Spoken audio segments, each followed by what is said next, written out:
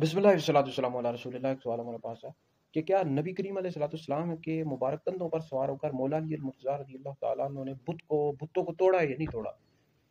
देखिए, इस हवाले से मजमू ज़वाइद में भी हदीस मिलती है। इस तरह अल्लामा तिबरी ने तहज़ीबुल असार में इसको 3 असनाद के साथ नकल किया। इस तरह मुस्तदरक अल सहीहैन में भी ये रिवायत मौजूद है। खुद मौला अली मुर्तज़ा रज़ियल्लाहु ताला अन्हु फरमाते हैं कि मैं नबी करीम अलैहिस्सलाम के कंधों पर सवार होकर मैंने खानकाबा शरीफ की छत पर खड़े होकर चढ़कर बुत को तोड़ा है। अब ये बिल्कुल दुरुस्त है और ये अहदीस की किताबों में मौजूद है। मजमू ज़वाइद में अल-मुस्तदरक अला सहीहैन में मौजूद है और ये इसकी सनद भी दुरुस्त है और इसके रावी भी सिका है।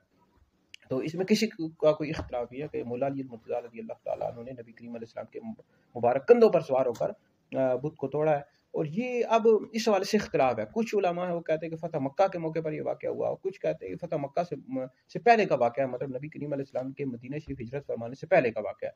और ये जो मजमू ज़वाइद की मैंने हदीस आपके सामने पेश किया, इस पे तो ये है कि खाना काबा की छत पर चढ़कर नबी करीम अलैहि सलाम थे और मौला अली मुर्तज़ा रज़ियल्लाहु ताला अन्हु थे।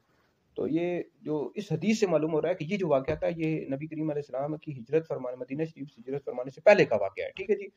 तो बहरहाल इसमें इख्तिलाफ है, कुछ फ़तह मक्का के हवाले से कहते हैं, कुछ कहते हैं फ़तह मक्का से पहले का वाक़या है। बहरहाल हर एक की राय का एहतराम करना चाहिए। अलबत्ता इस पर तमाम का इत्तेफ़ाक है कि मौला अली मुर्तज़ा रज़ियल्लाहु ताला अन्हु नबी करीम अलैहि सलाम के मुबारक कंधों पर सवार हुआ और बुत को तोड़ा और वो बुत जो था ये खानकाबा शरीफ की छत के ऊपर था। ये मजमू ज़वाइद में मौजूद है। ठीक है जी।